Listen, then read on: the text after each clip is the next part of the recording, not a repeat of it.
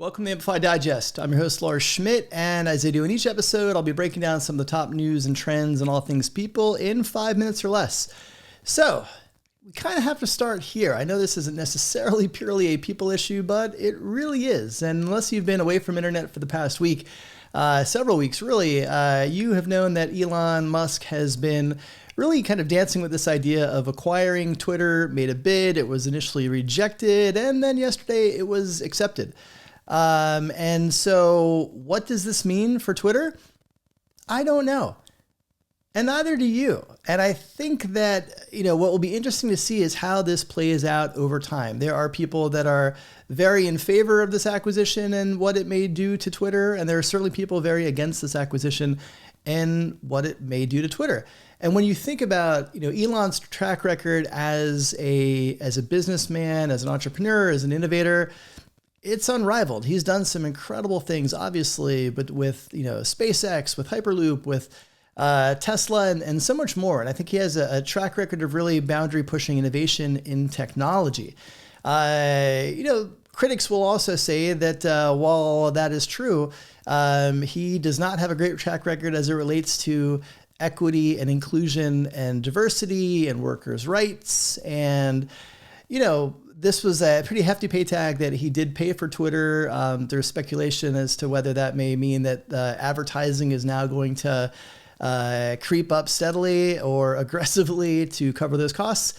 The truth is we don't know. And until we see how this plays out, we won't know. And so I think that it'll be interesting to see how this plays out. I hear all the concerns that people raise to this, but I'm personally, I want to see how this plays out. And I don't have any idea how it's going to play out. Like many people don't have any idea how this is going to play out. So we'll see. But obviously big things in the world of technology and also social discourse. So we will continue to kind of track this over time as Elon begins to make his mark on the platform, assuming that the deal does get finalized and completed.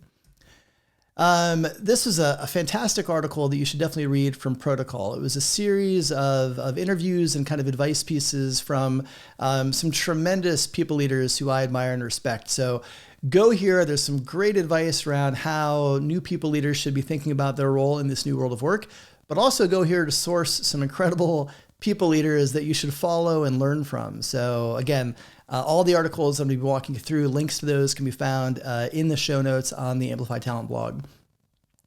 This is another great piece by McKinsey that really got into some of their data around just the Great Resignation, however we want to call that, and what's been happening. It kind of gets into employee sentiments and reasons why they have left organizations, why they've joined new organizations, and why they've stayed, and really boils it down to belonging being a key element in all of those decisions. So definitely something worth your time. As is this piece from Fast Company. So, the majority of you working in tech are now hybrid by default. Hybrid is by far the, most difficult construct of work modalities when you compare it with fully distributed or fully, on premises.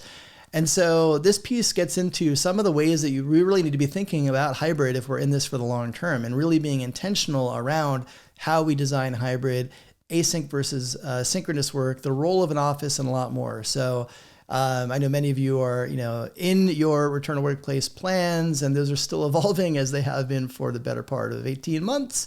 But this one's definitely worth your time as another data point to consider when you're building and designing that. Another great piece for McKinsey, also getting into some tremendous data they've been getting lately around what is happening with employees and transitioning. So there's some lots of great statistics actually in this report. The belonging report actually was more focused on belonging. My comments around that are actually more oriented around this article. This is the piece that had a deep dive in data where they interviewed thousands of employees who had changed jobs or not over the last year, and kind of got into some of their reasoning, and they broke that down. So some great data. This will be the kind of data that you may want to kind of bookmark and share with your executive teams just to give them a deeper window into what is happening in the world of work in the candidate marketplace right now.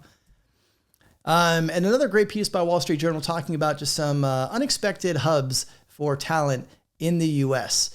I'm not going to get into those now. You're going to have to read this article, but yeah, there's some surprising ones on there and some not surprising ones, but all cities that just a couple of years ago were off the grid outside of maybe Austin compared to some of the major hiring hubs that we used to think of within the US.